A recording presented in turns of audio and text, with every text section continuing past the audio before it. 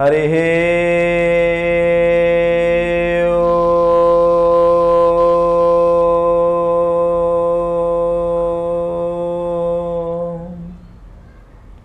श्री गुरुभ्यो नमः। सांद्रानंदपुरम दरादिदिविशत् वृन्दैरमन्दादरात् आनम्रैर्मुकुटञ्जनेलमणिभिः सन्दर्शितेन्दीवरम् स्वच्छन्दमकरन्दसुन्दरगलन् मन्दाकिनी मेदुरम् श्री गोविंद पदारविंद मशुभ स्कंदाय वंदामहे नीलाचल निवासाय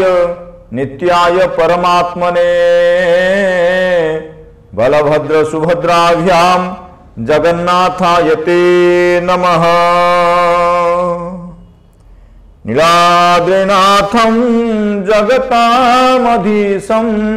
चिदं स्वरूपं शरणैकनाथं नीलाद्रिगोत्राधिपते वरेण्यं नीलाद्रिगोत्राधिपते वरेण्यं सुरेन्द्रवन्द्यं प्रणतोऽस्मि नित्यं सुरेन्द्रवन्द्यं प्रणतोऽस्मि नित्यं सुरेन्द्रवन्द्यं प्रणतोऽस्मि नित्यं। त्वमेव माता च पिता त्वमेव बन्धुश्च सखा त्वमेव विद्या द्रविणं त्वमेव विद्या द्रविणं त्वमेव सर्वं मम देवदेव त्वमेव सर्वं मम देवदेव त्वमेव सर्वं मम देवदेव। मन्नाथ श्री जगन्नाथ मद्गुरु श्री जगद्गुरु मदात्मा सर्वभूतात्मा तस्मै श्री गुरुवे नमः। श्रीमान सच्चिदानंद चिद्घन अशरण शरण सर्व कारण कारण चिन्मय विग्रह परम पुरुषोत्तम अनादि अनंत जगदीश्वर जगदाधार श्री जगन्नाथंकर अभय पदपंकजरे अनंत कोटि दंडवत। पवित्र शुभक्षण भगवानंकर जो चरित्र भगवान को जो कथा और गाथा ताकू आम उपस्थापन करुछु। एई जो प्रभुंक चरित्र मान को आम जितेबाला उपस्थापन करूँ से रोमांचित हो उठे शरीर। तेणु सही कथा प्रसंग रे आमे पूर्व अध्याय मानकरे बलिंकर चरित्र विषय आमे आपण मानकु अवगत करैथिलु। आज सही बलि चरित्र पर आउ गोटे चरित्र आपण मानकु सुनेबु एवं आपण माने तीर्थक्षेत्र चैनल माध्यम रे आपण मान दर्शन करिवे भक्तवत्सल भगवान। से भक्तवत्सल भगवान कार्यक्रम को अगणित दर्शन को स्वागत अभिनंदन। जय जगन्नाथ। भगवान का जो लीला ए लीला हूँ बड़ा विचित्र। आमे भगवान को कथा को जेते सुनले मध्य सेते आनंद लगे सेते उन्मादन आसे सेते मन भितरे गोटे स्वतंत्र भावांतर सृष्टि हुए। प्रभु को कथा श्रवण करू करू मन केतेबेले से तल्लीन हो जाए भगवत प्राण हो जाए मन शरीर। तेणु भगवान को कथा श्रवण सहित जिते भक्त चरित्र को श्रवण करूँ आउ टिके आनंद लगे। कहीं ना भगवान और भक्त मध्य गोटे अतुट संबंध रही। पूर्व आपको सही कथा कहती एवं भी सही कथा कहूँ जो भक्त भगवान मध्य जो अतुट संबंध रही। एवं द्वितीय कथा है जदि आज भगवान को आम परिचित होचु से भक्त जो भक्तर जो भक्ति भाव ये भगवान सहित जोड़ी दूची एवं भक्त चरित्र श्रवण कला परे भगवान भाव भगवत कथा भगवत चिंतन रे आम मन मजिजीव आम मन हजिजीव आम तल्लीन हो ये जीवर जो गति आम जन्म होला परे क्रमशः बयस बढ़ी बढ़ी जाउची जीवन अतिक्रांत हो जाउची आमर चिंताधारा कौन रहिबा दरकार ये जीवन सार्थकता केमिति रहिबो भागवत रे जगन्नाथ दास कहले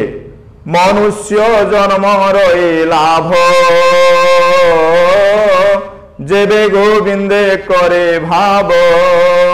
गोविंद गोविंद गोविंद पदुगलुछि मकरंद बोले भक्त वत्सल भगवान की। तेणु भगवान कर कथा को श्रवण करवा एवं श्रवण करी तल्लीन हो जावा कारण ना ये जन्मर सार्थकता हम जदि भगवान ठारे आम शरणापन्न हवा जन्म ठारू मृत्यु पर्यंत आम सदाबेले से प्रभु कथारे निजकू हजेबा मजेबा कहीं आम जितेबाला आसीचे आमर मृत्यु सुनिश्चित मृत्युर्देहवतां वीर देहेन सहजायते अद्य बाम्र शतान्ते बा मृत्युर्वे प्राणिनाम ध्रुवम मनुष्यर मृत्यु सुनिश्चित आज हो बा 100 वर्ष हो मृत्यु सुनिश्चित। तेणु से कथा को सुंदर भाव में मनीषी मान कहते भागवत कथा अच्छे कालो गच्छति हुतकचः केनापि नो लक्ष्यते आमको पछरु काल चुटी की धरिक कच्च अर्थात चुटी कालो गच्छति हुतकचः केनापि नो लक्ष्यते काल आगरे आगरे दौड़ी आमे चाइचे आगरे आगरे पछरे आमर काल अच्छी काल आमको दुर्बल देखिले से पछकू टाणी नब तेणु ये काल आमर किछि करि परिबनी सेतेबेले जेतेबेले आम पाखरे भगवान थिबे भगवान कथा थिबो भगवान सर्वमय पुरुष थिबे आम निकटरे। तेणु आज आम देखिबा जे भगवान को अति निकटतर अति अंतरंग अति आत्मीय सेई माने बहु कष्ट पाती भगवान जेतेबेले कृपा कर दियंती ना सेतेबेले कष्ट ही दियंती कष्टमय जीवन तांकर अतिबाहित हुए किंतु तथापि मन भितर आनंद थाए परिवार समस्त सदस्य आनंद रे उद्वेलित होथांती आनंद थाए अभाव थिले मध्य आनंद थिबो। आज भगवान जो भक्तंकर जो अतुट संबंध ए संबंध कार्यक्रम रे आपण देखिबे जे जने भक्तंकर कथा को रामदास दाढ़ता भक्तिर रसामृत ग्रंथ रे सुंदर भाव रे द्वितीय अध्याय रे उपस्थापन करुछंती भक्त दानवीर हरिश्चंद्रंकर कथा। हरिश्चंद्र सूर्यवंशर महान राजा आपण देखिए दुईटी वंश पुराण रे वर्णित दुईटी वंश गोटे सूर्यवंश और गोटे चंद्रवंश भगवान राम जो वंश अवतीर्ण होते से भगवान राम पूर्व पुरुष राजा हरिश्चंद्र अनंत कोटि शक्ति सामर्थ्यर अधिकारी कहा जाए ज्ञान रे बृहस्पति तुल्य शक्ति रे बा शौर्य रे जमतुल्य रूपरे कंदर्प तुल्य तेणु समस्त शक्ति ज्ञान रूप सबको धारण करी जेतेबेले हरिश्चंद्र निज शासन गड़ौ थांती चली थांती तांकु सहयोग करथांती किए ना पत्नी सव्या सव्या पत्नी तांकु सहयोग करथांती। पत्नी शब्दर अर्थ होची पतनात् त्रायती पत्नी अर्थात प्रतिक्षण स्वामी को सुरक्षा दिए दब सी हूँ पत्नी तेणु सुंदर पत्नी पाई एवं गोटे बोली पुत्र सी हूँ रोहित। राजा हरिश्चंद्र आनंद मनरे निजर शासन कार्य कर चली थांती दिन पर दिन गड़ी चली थाए मनरे सुख दुख जहा थिले मध्य प्रभुंक ठारे मन को निवेश करी आगकू आकू मारी चली दान करी चली समस्त संपत्ति दुखी रंकी गरीबों को दान करुछंती केबे राज्य रे अभाव न हो समस्त सुखरे रुहंतु ये कथा को मनरे धारण करी राजकार्य संपादन कर आज्ञा आपण माने जानंतु एटा ही होची गोटे उत्तम राजांकर कर्तव्य जथा राजा तथा प्रजा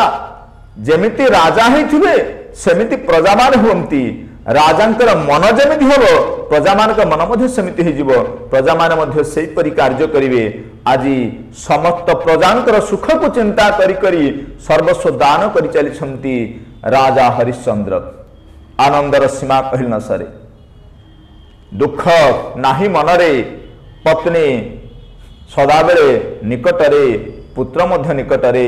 पात्र मंत्री अमात्य जो माने अछंती समस्ते समस्ते समस्ते आनंद रे जीवन यापन करुछंती परस्पर भितरे गोटे सौहार्दपूर्ण विचार रही प्रत्येक निजर नियम भितर अच्छी नियम को लंघन करूना जहा जार कर्तव्य ताहा ही संपादन करुछंती ए होची सुंदर परिवेश सुंदर परंपरा सुंदर राज्य शासन पद्धति जोठे परस्पर मध्य भावर आदान प्रदान रही परस्पर मध्य उत्तम विचार बुझावना थिबो परस्पर मध्य केही केवल कहार अधिकार को लंघन करुनथिबो निजर विधि व्यवस्था भितर रहउथिबो ये होची उत्तम राज व्यवस्था एक कथा जेतले चलीथिला हरिश्चंद्रंकर जो अयोध्यार राजा हरिश्चंद्र से हरिश्चंद्रंकर जेतले एई विधि रा चली थाए राजा आनंदमय राज्य शासन करुथांती दान करि चलथांती मनरे सदाबले सुख आनंद किंतु गोटे कथा आज्ञा मन रखिथिबे जेतेबेले मनुष्य भल काम करे सेतेबेले बहु विघ्न आसे श्रेयांसी बहु विघ्नानि एक कथा में शुणीछे जेतेबेले भल काम करिबा निश्चित रूप से विघ्न आसीबो तेणु ये विघ्न जेतेबेले आसिला से विघ्न को खंडन करिवे केवल भगवान आम जदि भगवान ठारे अतूट संपर्क रखिथिबा ताले जेते आसु विघ्न जेते आसु बाधा से आपे आपे कटि जीवो आज हरिश्चंद्र भगवान को निकट में निज मन को निवेश करी राज्य शासन करुछंती किंतु जेतेबेले जनकर तपस्या ये गोटे प्रकार तपस्या दान पुण्य करी उत्तम रूप से राज कार्य संपादन करबा ये गोटे तपस्या जमिति छात्राणाम अध्ययनम तपः राजांकर राज्य शासन उत्तम रूपे करबे से गोटे तपस्या एवं राजा स्वच्छा माने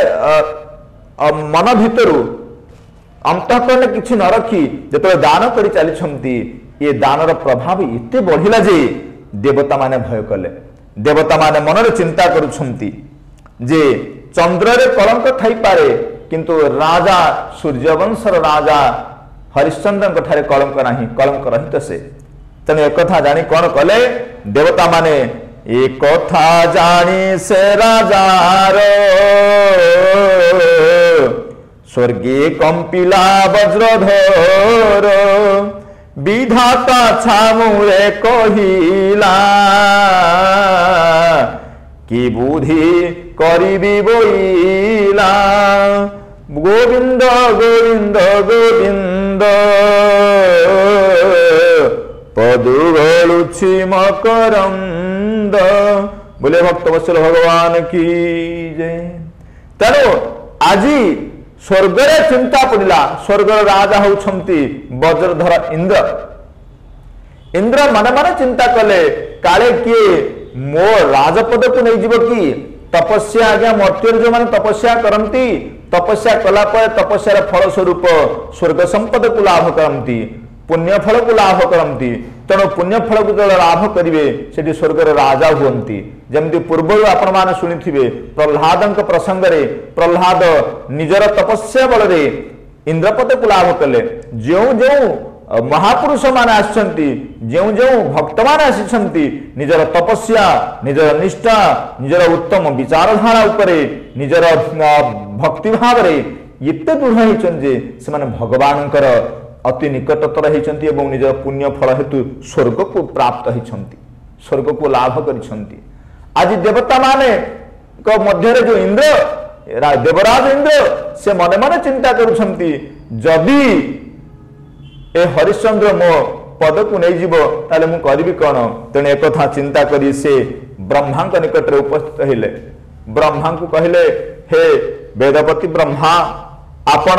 कृपा करी मते ए दुस्सह बा ए भयंकर समस्या भितरे बा परिस्थिति रे मते रक्षा करंतु मते रक्षा करंतु मते रक्षा करंतु। देवता मानकर जो राजा इंद्र जेतेबेले ब्रह्मा निकट रे कथा उपस्थापन कले ब्रह्मा पचारिले हे इंद्र कुह तमर असुविधा कौन है कहीं मन दुख कौन पाई आसीछ से कथा कुह आज्ञा से कथा को उपस्थापन कले इंद्र इंद्र कहले आज्ञा कौन कहबी मर्त्यमंडल जने राजा सूर्यवंशर राजा राजा हरिश्चंद्र एते दान करुछि ये दान रे एते पुण्य अर्जन करुछि से पुण्यर फलस्वरूप देवता माने आज स्वर्ग रे कंपुछंती देवता माने आज दुख अनुभव करुछंती देवता मानकर जो भय ए भय गुड़ाक जमती बेसी मात्रा बढ़ी चलछि कौन करिवा एक कथा चिंता करी जेतले इंद्र समस्त कथा ब्रह्मा निकट उपस्थापन कले ब्रह्मा चिंता कले ठीक अच्छी गोटे काम करिवा से कामटी कौन ना विश्वामित्र होउछंती जने क्रोधी राज ऋषि एवं से राजर्षि ब्रह्मर्षि पाई जे कठोर तपस्या करिछंती निजर जिदिरे तळ महान क्रोधी तांकू डाकिवा तेणु डका गला विश्वामित्र को डाकी आदेश देले ब्रह्मा कहले हे विश्वामित्र तुम मर्त्य मंडल को जीव मर्त्य मंडल जाई पहुंचीबो जाई हरिश्चंद्रंकर द्वार मुहरे एवं वेद ध्वनि करिबो राजांकर दान करुथिबा हेतु राजांकर जो दानीपण केते अच्छी तांकठारे प्रकृति पुण्य अच्छी ना नहीं ये समस्त विचार करके बारंबार तांको हैरान करिवो कष्ट दबो कष्ट देला पर आम अनुभव करिवा वास्तविक जने कष्ट सहिला पर मध्य निजर नीति भितरे से निश्चल अछंती ना नहीं एक कथा को परीक्षा करिवो तेणु ए आदेश नै किरी आज जाओ ब्रह्मांकर आदेश रे विश्वामित्र मर्त्यमंडल को आसिले मर्त्यमंडल को आसी करुछंती कोन माया रे हेले दिव्य रूप कि ब्रह्म देवता स्वरूप राजार सिंह द्वारे गले अनेक वेद ध्वनि कले तो राजांकर सिंह द्वार रे पहुंची आज विश्वामित्र वेदध्वनि करिसंती भद्रम कर्णेभिः शृणुयाम देवा भद्रम पश्येमाक्षभिर्यजत्रा स्थिरैरङ्गैस्तुष्टुवा गुंसस्तनूभिर्व्यसेमहि देवहितं जदायुः एमिति वेदध्वनि करि चलिसंती वेदध्वनि शुणिदेला पर विश्वामित्र अंतःपुररु आ सही पालेनि बाहर को पळि आसिले जने ब्राह्मण द्वार देश रे वेदध्वनि करुछंती आज्ञा मन रखिथिबे कोनोसी वेदज्ञ ब्राह्मण तीन जन होचंती दुर्लभ दुर्लभम तयनैव तत् तीन जन होचंती दुर्लभ किए ना अतिथि होचंती दुर्लभ दुर्लभ क्षत्रिय विप्रह दुर्लभ ब्रह्मचारी जदि कौन विद्यार्थी आसी आपन को मागे किछि ताले आपण अजाचित भाव देबे केबे हेले मना करिवेनी जदि कौन क्षत्रिय ब्राह्मण वेदज्ञ ब्राह्मण आपण को द्वार देश रे पहुंचला ताते केबे खाली रे फेरेबेनी एवं कौन अतिथि जदि आपण को द्वार निकट आसी पहुंचला ताकु केबे फेरेबेनी ए तीन जन हछन दुर्लभ ए तीन जनकर सुरक्षा करबा उचित तेणु आज विश्वामित्र जेते वेदध्वनि करुछंती आनंदित हो जाइछंती निजे हरिश्चंद्र जहाँ जड़े ब्राह्मण को आज वेदज्ञ ब्राह्मण को लाभ कले तेणु तांको निकट को जाई प्रार्थना करी पाछटी आनले अंतःपुर को आसन देई उपचार रे तांको पूजा कले एवं पूजा करी स्तुति कले कहले हे महाभाग आपण कहंतु आपण को आगमन रो कारण कोन आपण कोन पय आछंती आपण कर मनर बांछा कौन आपण कौन चाहूँगी से कथा मत कहतु मु अजाचित भाव आपण समस्त अभिलाष पूरण करी आपण जहाँ मागे देवी धन देवी संपद देवी राज्य देवी मो पुत्र भारीजा एमानकु देदेवी शेष मो आत्मा जो हूँ निजर ताकू देवाई प्रस्तुत अच्छी हे महात्मा आपण कौन मागुंट मागंतु मु दवापाई प्रस्तुत तेणु आज भगवान जो ए विचित्र लीला भितर हरिश्चंद्र निजर दानर परीक्षा देवाक जाउछंती विश्वामित्र निकट में निजर दानपण परीक्षा देवाक जाउछंती मन भितर अहंकार नहीं आपण मान देखिए दान कला बेले केबे मन भितर अहंकार रखिबेनी ए 7 जन जोगु आज पृथ्वी स्थिर रही कौन गोभी विप्रेश वेदैश्च सतिभिः सत्यवादिभिः अलुब्धैः दानशीलैश्च सप्तभिः धार्यते मही लोभ रहित दानशील व्यक्ति जो आज पृथ्वी स्थिर रही आज विश्वामित्र निकट में जो हरिश्चंद्र प्रार्थना करुँच आपण कौन मागुंट मागंतु मु देवी एथुर परिलक्षित होची जे हरिश्चंद्र होचंती जने महान दानी व्यक्ति जहाँ निकट में लोभ नहीं मोह नाही, अहंकार नाही, ईर्षा नाही, शांत चित्तरे स्तुति करुछंती विश्वामित्रଙ୍କ निकटरे। तेणु आपण माने देखंतु विश्वामित्र